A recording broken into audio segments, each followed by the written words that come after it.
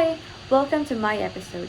Before we master the art of dulling down, let's talk about our medium of choice, acrylic paint. If you're a beginner, you've likely been told that this is the gold standard medium, and for good reason. Unlike oils, which take forever to dry and require smelly chemicals, or watercolors, which can be incredibly unforgiving, acrylics are the best of both worlds. They are water soluble, they dry fast, and they are incredibly durable. But here's the catch. Acrylics are loud. Most modern acrylics are made with highly concentrated synthetic pigments. Out of the tube, they have a level of saturation that is almost supernatural. While that's great for a pop art poster, it is a nightmare for a realistic landscape. Have you ever looked at your painting and felt like it was shouting at you? Everything is bright, everything is neon, and suddenly, your peaceful forest looks like a laser tag arena. Well, you're not alone. That is called the saturation trap. The truth is, nature is surprisingly dull. If you took a color picker to a photo of a lush green field, you'd find that most of that green is actually a muted gray-brown.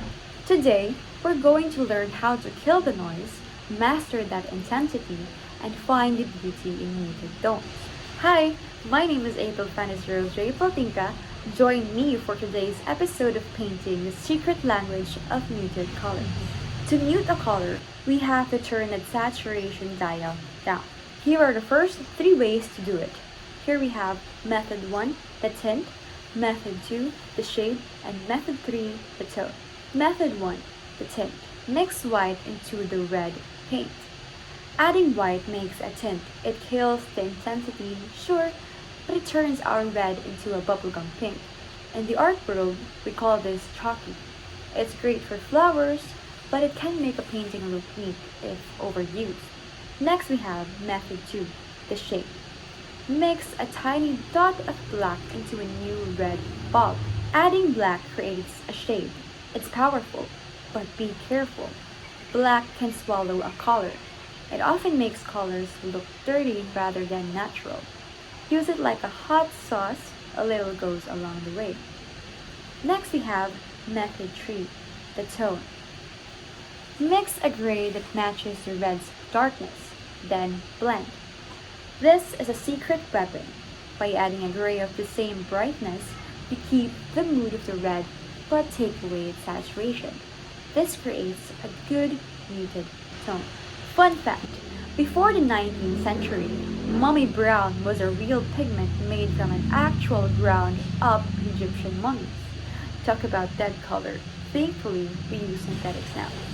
If you want to paint like a pro, you stop using black to mute your colors. Instead, use your complements. Now, complements, these are the colors sitting directly across from each other on the color wheel.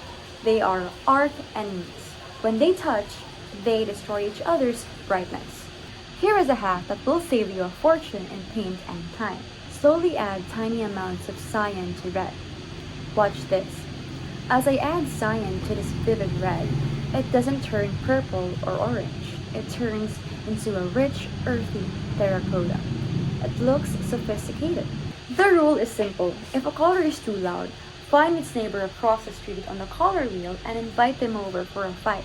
Red kills green, blue kills orange, and yellow kills purple. To match your reference photo, just ask, what color is it? Hue. How dark is it? Value. How quiet is it? Saturation. See that sky blue? Most beginners just use blue and white, but if you add a tiny speck of orange, the sky suddenly has air in it. It stops being paint and starts being an atmosphere. One last thing before you run to your easel. I call it the acrylic line. Acrylic paint dries about 10% to 20% darker than it looks when it's wet. This is because the binder, which makes the milky white, turns clear when it dries. So, if you've mixed a perfect muted tone, add one tiny drop of light to make it a hair lighter. When it dries, it'll be exactly what you wanted. Muted colors aren't boring. They are the support actors that let your star colors shine. If everything is bright, nothing is bright. I mean, If everything is bright, your painting can be misleading because every paint on the canvas is screaming for attention. So, go out there, embrace the mud, and make something beautiful. See you next time!